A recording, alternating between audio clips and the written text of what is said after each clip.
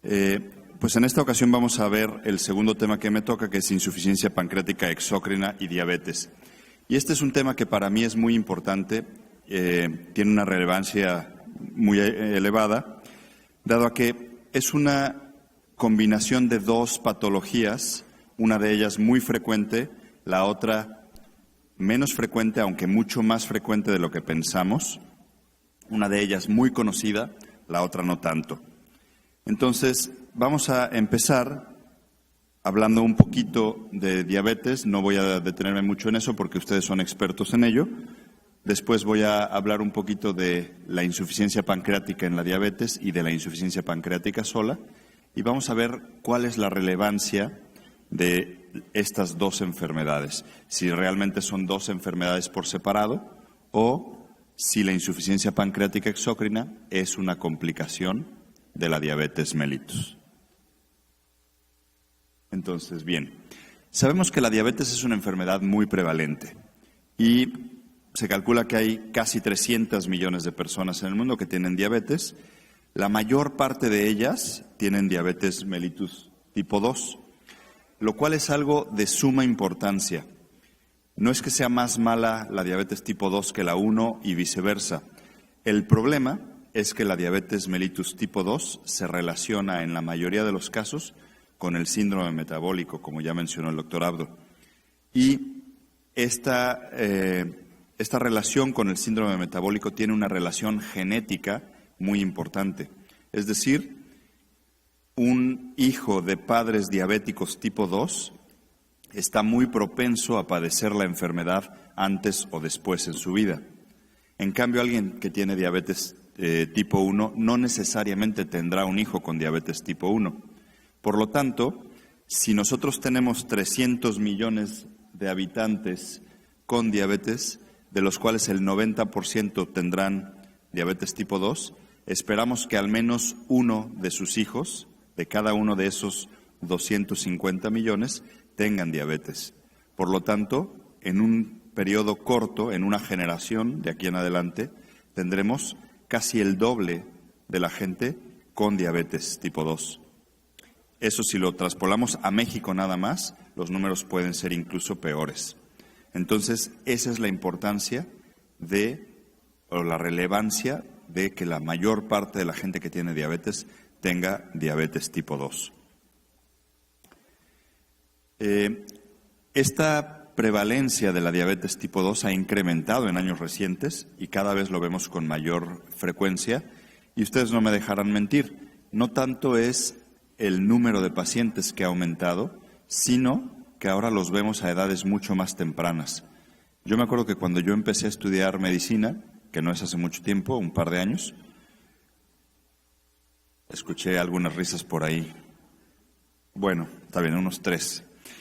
Escuché que, cuando yo empecé a estudiar medicina, se decía que más o menos la diabetes la empezábamos a ver por ahí de los 25, 30 años. Sin embargo, ahora es muy frecuente que veamos niños de 14, 16 años que están teniendo diabetes y no es diabetes tipo 1, es diabetes asociada a síndrome metabólico, es una diabetes tipo 2.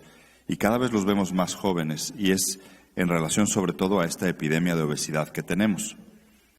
En México se calcula para 2030 una prevalencia del 11% de la población.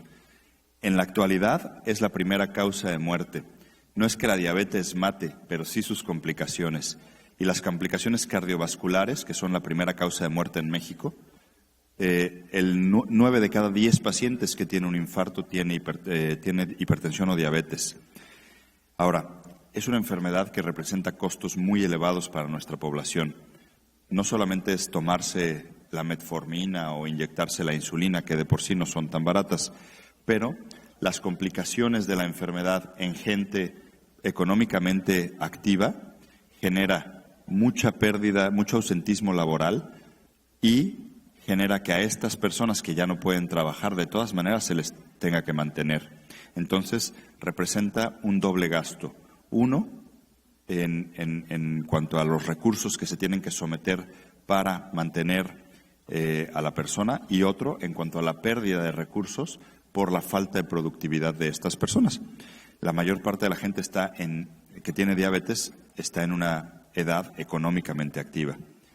Y por otro lado, la diabetes por sí sola, representa una disminución de 10 años en la esperanza de vida de la persona. Entonces, hay que darle la importancia que se merece. Ahora, ¿qué sabemos de la insuficiencia pancreática exócrina en la diabetes? Sabemos que desde hace varios años se ha buscado una relación entre estas dos enfermedades. Y esto no es casual.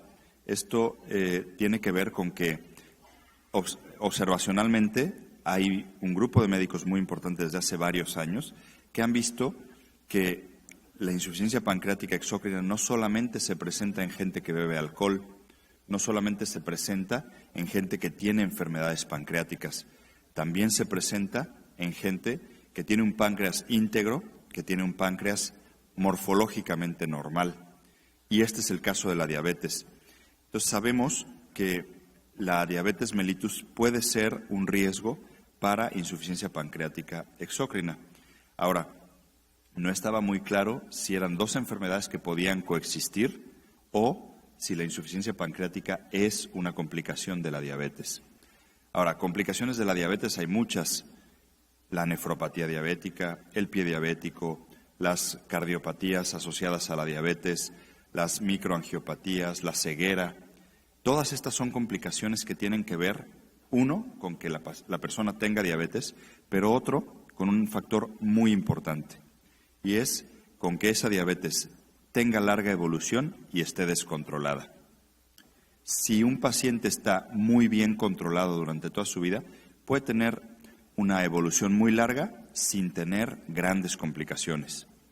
En cambio, un paciente descontrolado crónicamente puede tener rápidamente la presencia de complicaciones asociadas a la diabetes. Bueno, la insuficiencia pancreática exócrina, como lo vamos a ir viendo, puede darse con mayor frecuencia en gente que tiene una diabetes mellitus mal controlada a largo tiempo.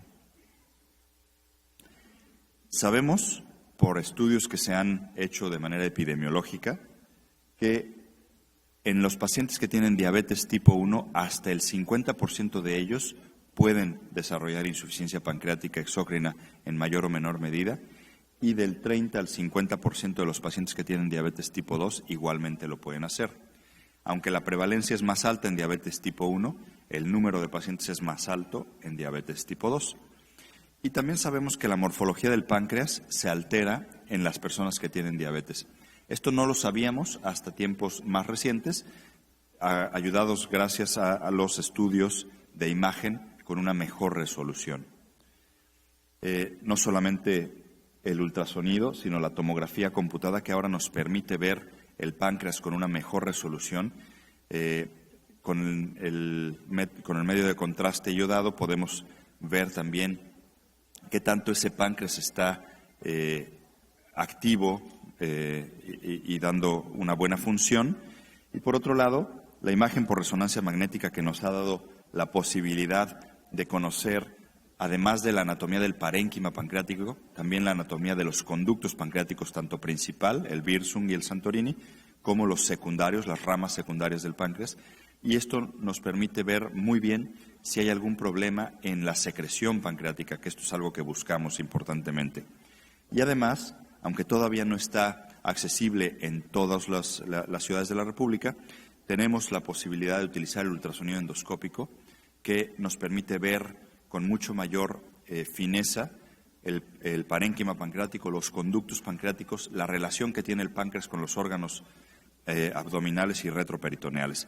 Entonces, estas técnicas de imagen nos han permitido darnos una idea mucho más clara de cómo está el páncreas y qué tanto su función se ve afectada. Además, si tenemos alguna duda en cuanto al funcionamiento pancreático, tenemos pruebas de funcionamiento pancreático, que la mayor parte de ellas no son invasivas y que nos permiten relacionar qué tanto la morfología del páncreas que estamos viendo se afecta o afecta la función del páncreas, tanto en su parte secretora, que es la que nos interesa en esta charla, como en su parte endocrina. Hay un estudio realizado recientemente en donde se demuestra que las personas que tienen diabetes mellitus tipo 2 y que tienen un buen control de su diabetes a lo largo del tiempo tienen una prevalencia más baja de insuficiencia pancreática. Y esto lo relacionaron midiendo elastasa fecal, que es una de las pruebas de funcionamiento pancreático que voy a explicar en un momento, en pacientes con hemoglobinas glucosiladas mayores a 7 y menores a 7. Se dieron cuenta que la elastasa fecal fue menor en pacientes con hemoglobinas glucosiladas mayores. Una elastasa fecal, mientras más baja, habla de una menor función pancreática. Por lo tanto, lo que quiere decir esto es que mientras menos control tenga la diabetes del paciente, más fácilmente desarrolla una pérdida de la función pancreática exócrina. Y hay muchos otros estudios que han demostrado desde hace algunos años que los pacientes con diabetes mellitus, ya sea 1 o 2, pueden tener insuficiencia pancreática. Este estudio del 2003 demostró una elastasa fecal disminuida en 40% de un número bastante elevado de pacientes con diabetes tipo 1 o 2, hasta el 40% de ellos. La elastasa fecal es un diagnóstico que puede ser diagnóstico, es un estudio, que puede ser diagnóstico de insuficiencia pancreática. Y vean cómo, midiendo elastasa fecal en microgramos por gramo de heces, pacientes que no tienen ninguna enfermedad, controles sanos, todos ellos tienen una elastasa por arriba de 300. El corte de normalidad es 200. Vean cómo los pacientes con diabetes mellitus, ya sea tipo 1 o tipo 2, una buena proporción de ellos tienen una elastasa por abajo de 200. Y vean cómo pacientes con pancreatitis crónica, todos ellos tienen elastasas fecales menores a 200. Esto de lo que nos habla es de que esta proporción de pacientes con diabetes es la que nos debe ocupar porque ellos pueden desarrollar como complicación de su enfermedad insuficiencia pancreática exócrina, incluso si no tienen ninguna enfermedad pancreática exócrina. Hablemos un poco de la insuficiencia pancreática exócrina. Esta es una enfermedad que, a pesar de ser más o menos prevalente, es una enfermedad muy desconocida y es una alteración que puede ser primaria del páncreas o puede ser secundaria de la función pancreática y cuyo resultado final es maldigestión. Tiene una incidencia baja, entre 3.5 a 10 por 100.000 pacientes por año. Esto no quiere decir que sea la real.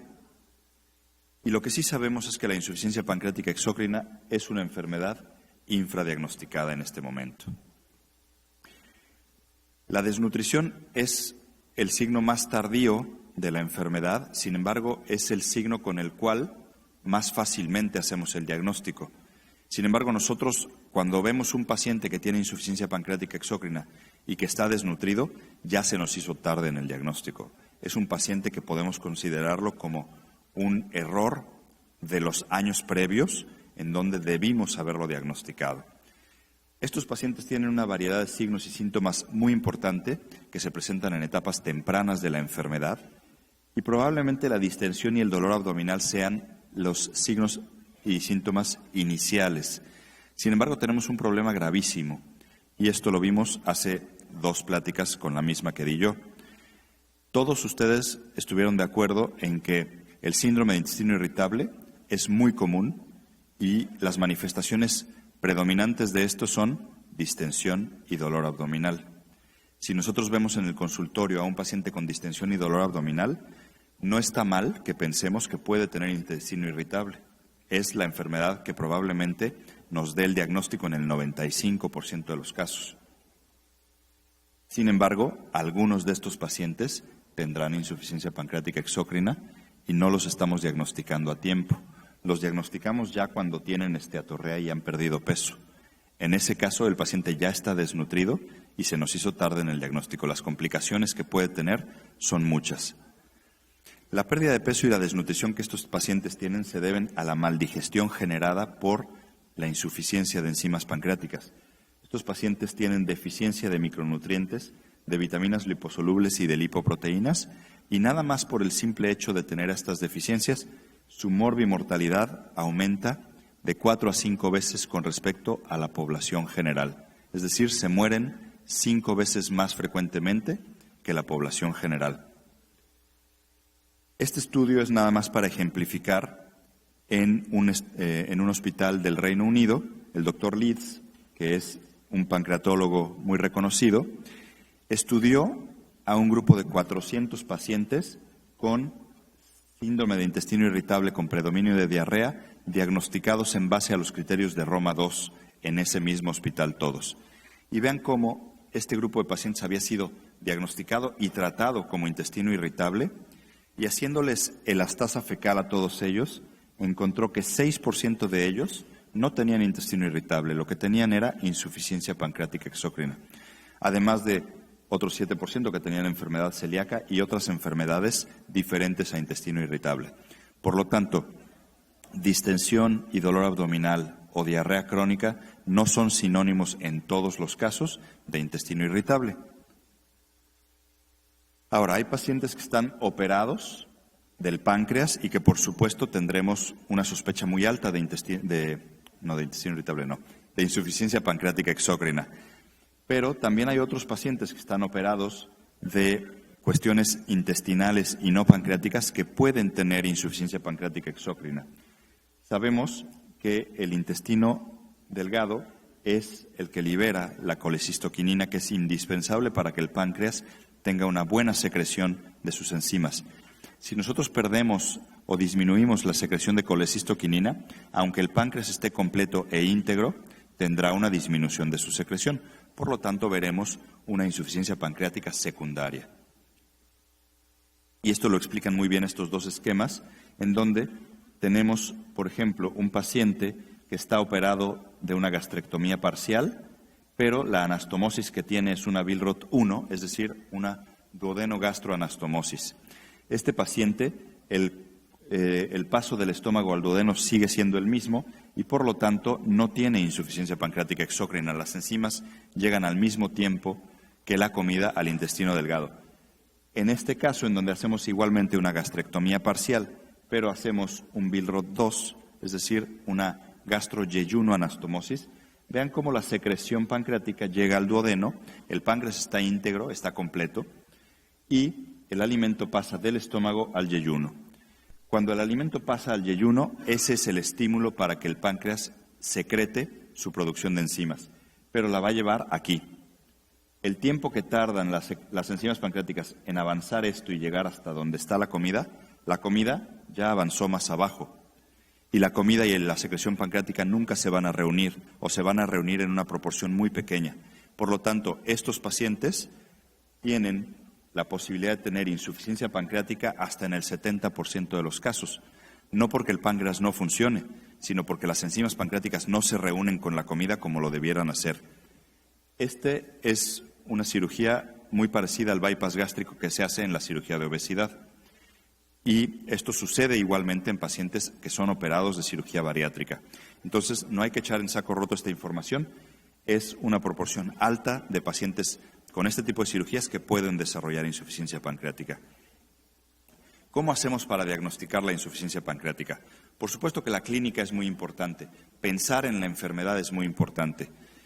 Pacientes que tengan distensión y dolor abdominal, muy probablemente se nos escapen muchos, pero si el paciente lo diagnosticamos con intestino irritable y no mejora su sintomatología, a lo mejor vale la pena pensar que puede tener otra cosa. Pacientes con esteatorrea y pérdida de peso, sin duda hay que buscar enfermedades pancreáticas. Podemos hacer las pruebas de funcionamiento pancreático y podemos medir su estado nutricional, que son de utilidad. Ahora, muchos pacientes con insuficiencia pancreática se dan cuenta, aunque no lo piensan de esta manera, pero se dan cuenta que si comen grasa, empiezan a tener diarrea y ven aceite en sus heces, o a lo mejor no lo ven, pero se distienden más, tienen más gas y tienen diarrea. Entonces, buena parte de estos pacientes dejan de comer grasa y entonces disminuyen sus síntomas. Esto no quiere decir que no tengan insuficiencia pancreática, nomás quiere decir que es un mecanismo de defensa del paciente para no tener diarrea, pero va a seguir perdiendo peso.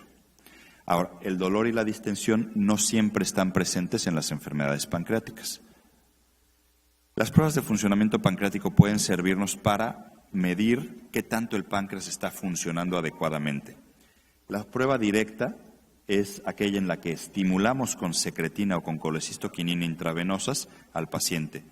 Entonces, la prueba consiste en que recabamos, ya sea por una sonda nasoduodenal o por una endoscopía, el contenido de la secreción pancreática de manera basal en el paciente.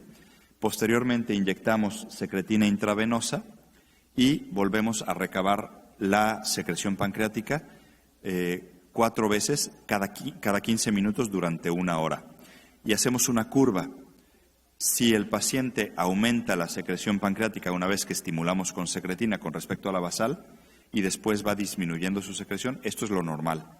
Si el paciente no incrementa su secreción pancreática una vez que lo estimulamos con secretina, eso es completamente anormal.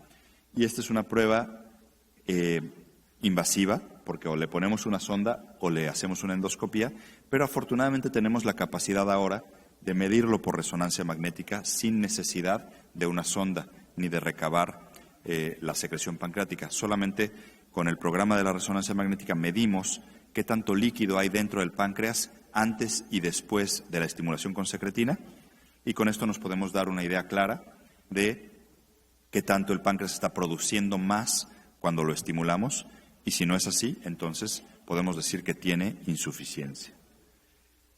Otras pruebas que son indirectas y que nos ayudan a medir productos de la secreción pancreática o el resultado de estos productos, la más común es la prueba de grasa en heces.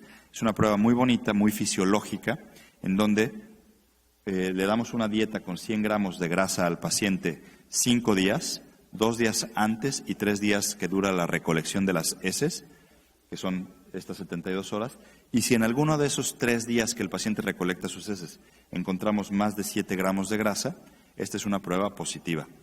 Podrán ustedes entender que no es una prueba fácil para el paciente, porque recolectar las heces en alguien que estamos sospechando que tiene esteatorrea y además le damos 100 gramos de grasa por día, puede no ser fácil. Y por otro lado, el laboratorista se va a vestir de astronauta para poder realizar bien la prueba y, por supuesto, estamos en buen tiempo porque recordará el 10 de mayo muy frecuentemente cuando esté haciendo la prueba. Entonces, afortunadamente, tenemos la elastasa fecal, que es la prueba de la que les hablé hace un momento, y es una prueba directa, es una prueba que no se modifica si al paciente le damos enzimas pancreáticas y que solamente necesitamos 100 gramos de heces al azar, cuando el paciente pueda. Si encontramos menos de 100 microgramos por gramo, esta es una prueba positiva. El corte es 200, 100 microgramos nos hablan de una insuficiencia pancreática severa. Y la prueba de aliento con triglicéridos marcados es una prueba que viene a revolucionar las pruebas de función pancreática porque es una prueba no invasiva por un lado y que no necesita heces por otro lado.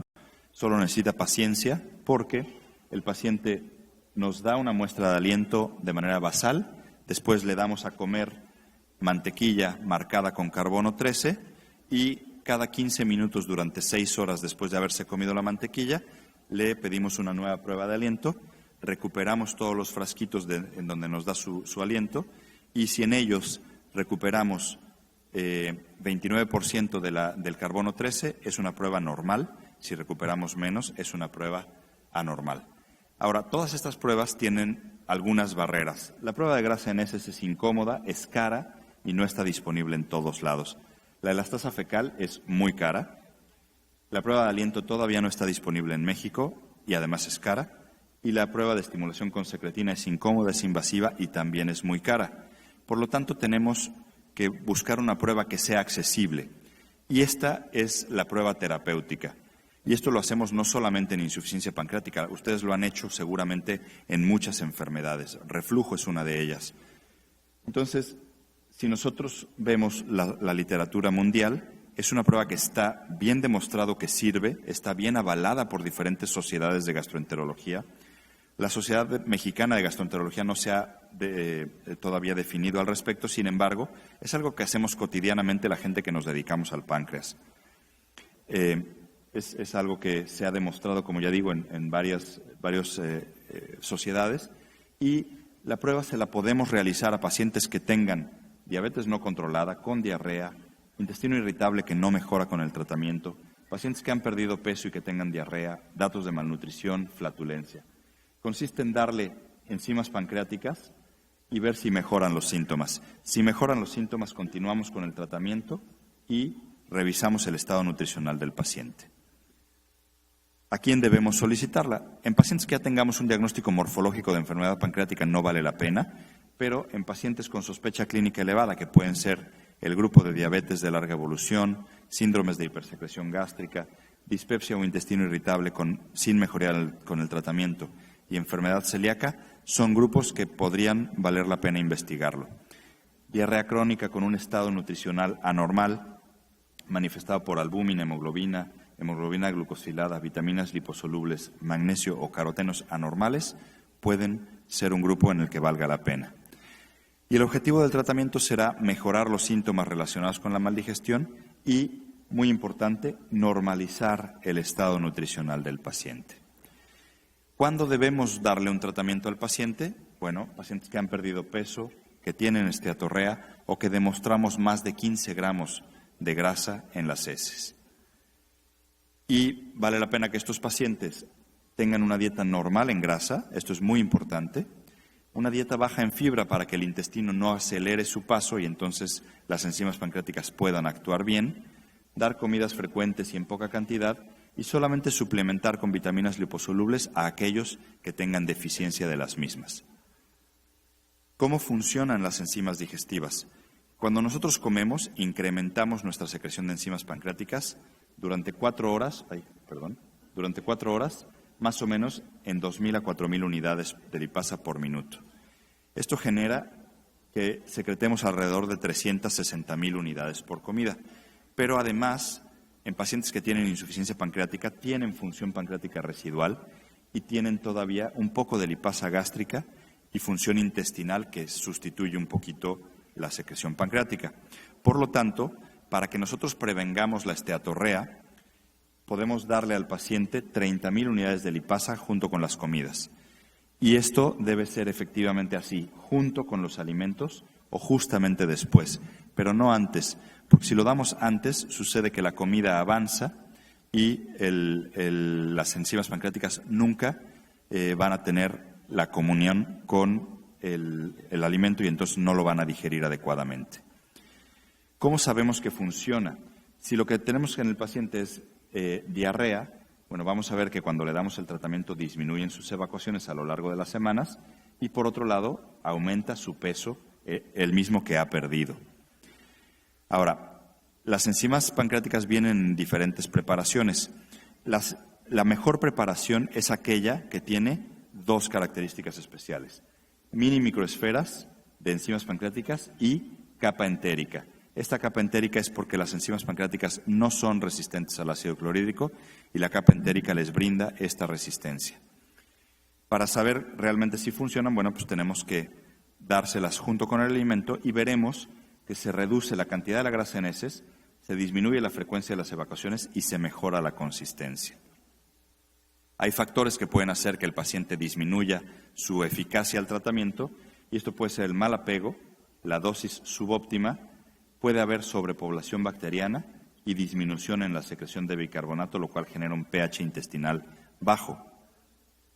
Si nosotros podemos garantizar el apego del paciente y le damos la dosis adecuada, que es de 40.000 a 50.000 unidades por comida y de 20 a 25.000 por colación, disminuimos la producción de ácido del paciente y si el paciente tiene sobrepoblación bacteriana, la tratamos, vamos a ver que mejora el tratamiento.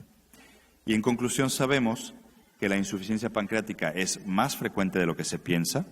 Hay grupos de riesgo que debemos evaluar, uno de ellos es el diabético. La sospecha clínica es importante y las pruebas de función pancreática no las debemos realizar a todo paciente de manera rutinaria y debemos instalar el tratamiento de manera temprana y buscar intencionadamente causas de mal funcionamiento. Muchas gracias.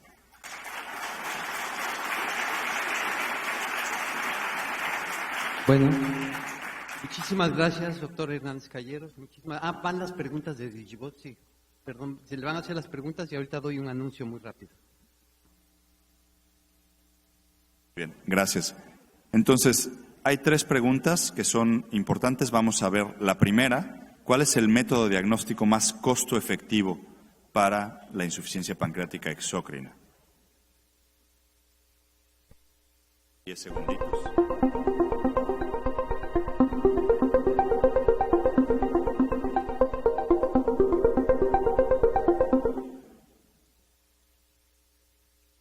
Bien, la respuesta correcta es B, la prueba terapéutica con enzimas. Y la mayoría de ustedes contestaron así, lo cual me da mucho gusto. Sin embargo, es muy importante ver las otras 3 opciones. La tomografía con medio contraste solamente nos habla de la anatomía, de la morfología del páncreas, pero no nos habla de la función propiamente dicho. El ultrasonido endoscópico nos puede ayudar un poquito más con la función, sin embargo, costo efectivo es más barato darle enzimas pancreáticas y ver la respuesta que hacerle un ultrasonido endoscópico que nos puede costar alrededor de 20,000 pesos. Y la lipasa no es un método diagnóstico para insuficiencia pancreática, porque en pacientes que no tienen alguna alteración pancreática, la lipasa va a estar normal siempre, aunque no tengan incluso páncreas. Entonces, bueno, esa no la vamos a utilizar. La que sigue, por favor. ¿Cuál es la dosis inicial de enzimas pancreáticas para el tratamiento de la insuficiencia pancreática? Depende de cada paciente, una tableta antes de cada alimento, 30 a 50,000 unidades, 10 a 20,000 unidades.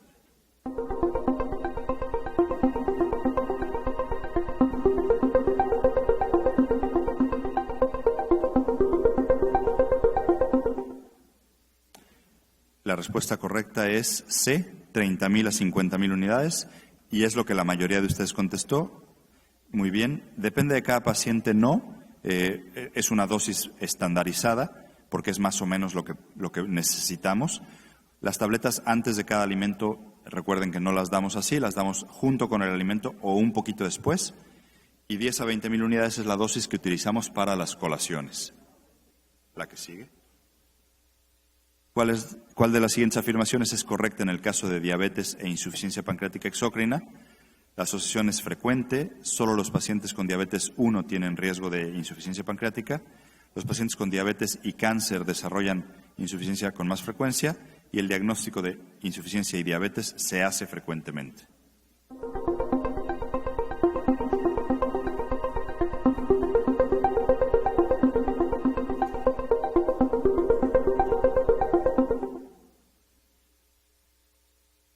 La respuesta correcta es asociación de ambas enfermedades es frecuente y es lo que contestó la mayoría. Muy bien. Pues muy bien. Les agradezco mucho su atención.